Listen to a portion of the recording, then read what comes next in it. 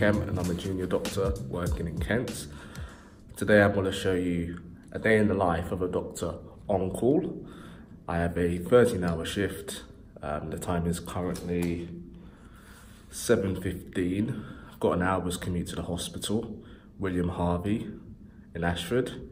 And yeah, I'm going to show you a bit of my responsibilities, what I get on with, and yeah, show you any kind of emergencies. Because of patients' confidentiality and the way healthcare and the GMC governs us, there's obviously a couple of things that I won't be able to show you.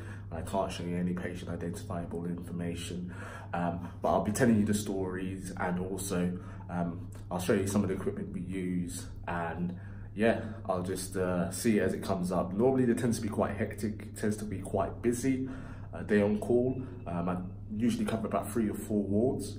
I think I'm going to be covering the cardiology ward and the medical outlier ward. I'll let you know what those terms mean later.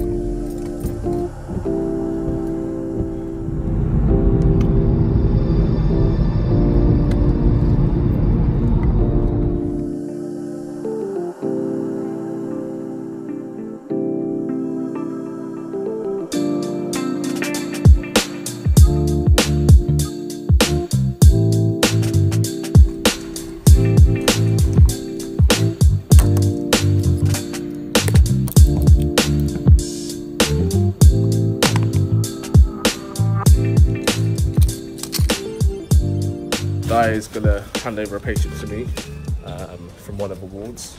Okay, so he's an elderly man who came in having a subdural hematoma on the left side of the head. So we've referred to King's neurosurgery already, and they said they're not going to do anything about it, just basic conservative management. Okay.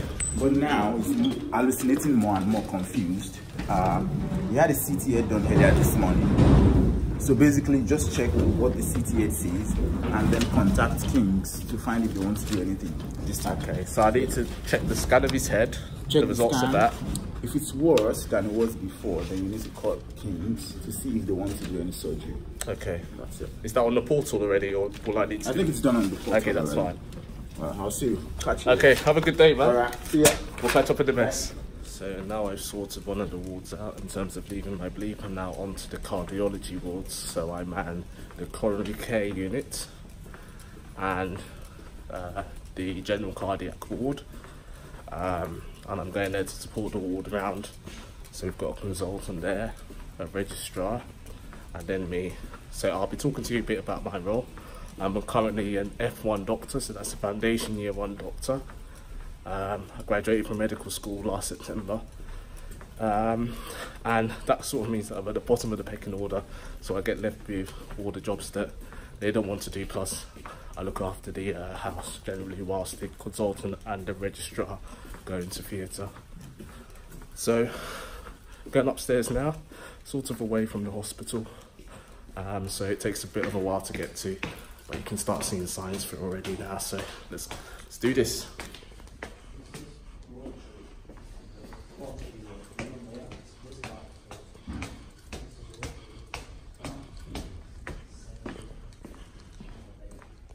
Ward, attended the emergency, the lady, probably in her 80s, collapsed, was feeling unwell. Nurses found her to be unresponsive, but when they arrived she was alert, and they were just about to do an ECG, which is a tracing of the heart, and also take a blood gas. So this way we usually need to take blood from the artery to look for any electrolyte abnormalities, any problems with the lactate, and also how oxygen saturations are. She was also incontinent, so she could have had a seizure, could be some underlying cardiac disorder. The medical registrar, who's my senior doctor, was already there.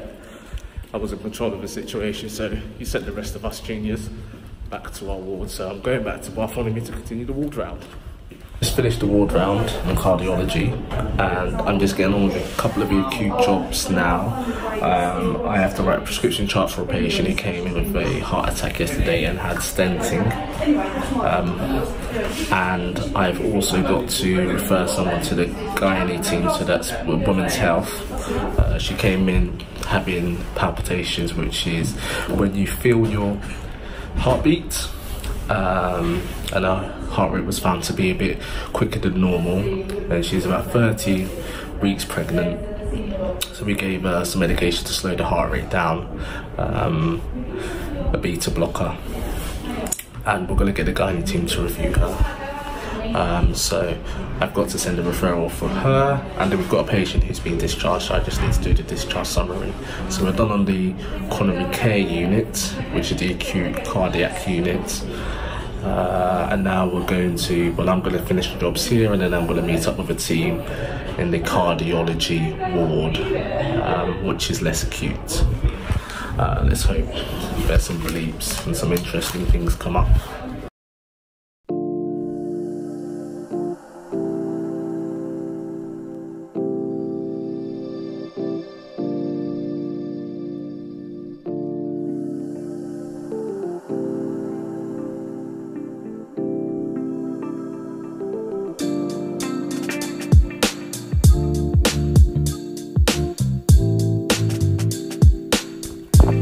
This is the on-call medical.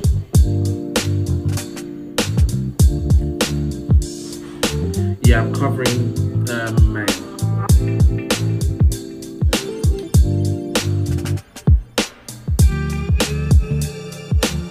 Okay.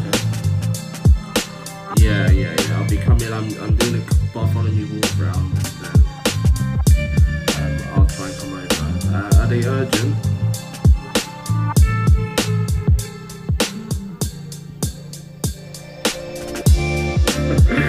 That's an urgent job. I've already reviewed it and I've linked it to Kings already, and I'll come and do your observations on it in a minute. So if you could write a list for me, I think that would be really good. I just leave on the top and I'll get to about the result of the CT scan. Yeah, so I've just yeah, it says no interval change, but I've linked it to Kings. Yeah, it's for new observations. I've just seen that the EDN EPR from Kings. So if you haven't started doing them, probably do them hourly, and then if they're fine after about 4 hours, then you can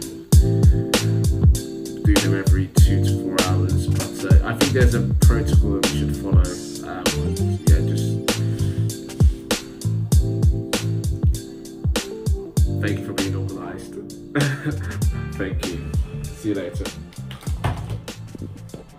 So they were calling me regarding that patient from earlier who basically had a fall and had previously an underlying bleed in their brain.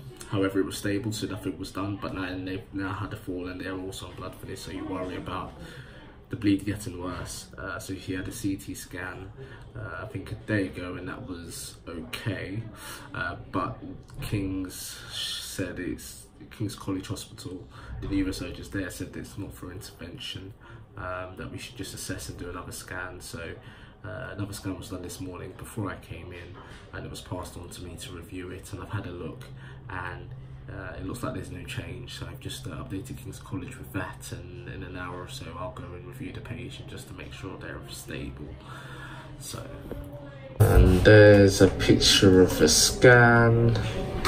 And basically this is the brain, this is the skull over here, then we've got the matter and we've got the meninges which surround the brain. This is the ventricle, so these 4 chambers in within the brain that contain a bit of fluid. And in an X-ray, if there is gas or air, it's normally dark. So, and if there is matter, so any tissues, lights up as yellow, as white, as you can see here, whitish, and then bone is bright white. So, just having a look at it. and I don't know what this is here, but there's also seems to be some sort of, I think this is the bleed that they were talking about over here. So as you can see, this in a, compared to the brain matter over here, it's slightly brighter, and it's pushing on the ventricle here, which should be symmetrical, the same shape as this one. I'm not a radiologist.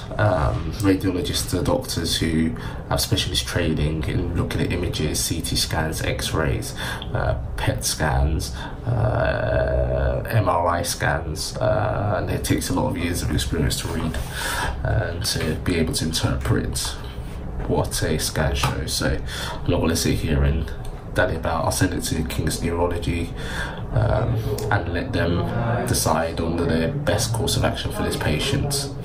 Finished the morning shift of jobs. It's now 2. I'm going to go have some lunch, and then I'll go to my upper ward and start reviewing patients. Just had another medical emergency call for a patient who's unresponsive, and I just had to take some blood from a femoral artery, the artery that runs in your groin, the rest of your leg. I'm going to analyse it. I had a call from the cardiology unit. Somebody has ST elevation on the ECG. So the ECG is a tracing of a heart that we can use to determine if there's any problems with the heart in terms of its electrical activity. Now this patient has ST elevation. So the ECG gives us a picture, and some bits of its ECG are looking a bit funny, to say the least. And this ST elevation is indicative of a potential or possibly a heart attack in most cases. So we need to go and investigate it. I think this patient had prior heart problems before. He had a stent put into one of the arteries just to open it up because it was blocked. So in a heart attack, what happens is the area of the heart called the myocardium is starved from oxygen, and that produces the chest pain. And this can produce the changes on the ECG that we see typically. Sometimes it produces changes, sometimes it doesn't. So I'm just on my way to the cardiology unit to have a look at this patient to see whether or not we need to send them to St. George.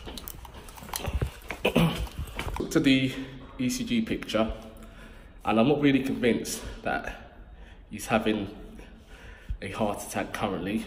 He's complaining of chest pain, but with his previous history of having a heart attack in the past, and with the scan that he had a couple of days ago of the arteries, which showed some occlusions, I think it's best if we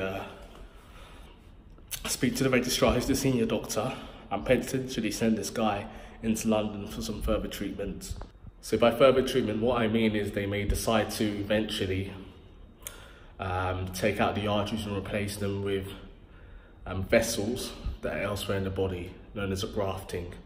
But it depends how many vessels are problematic in this case. So I've sent the pictures now to St. Thomas's Hospital, to the St. George's. They're now deciding on whether or not this is a potential patient for some cardiac surgery. So fingers crossed. In the meantime, I've tried to optimize this patient's pain. I've given him some morphine. I've put him on a GTN infusion, which is a medication which opens the vessels of the heart, specifically the artery supplying the heart, and also reduces some of the pressure of a heart that the heart has to pump against. And I've tried to optimize all these medications to ensure that he's comfortable. So we're just sitting tight for the time being at the shift. I'm just gonna get my bag and then hand it over to handover.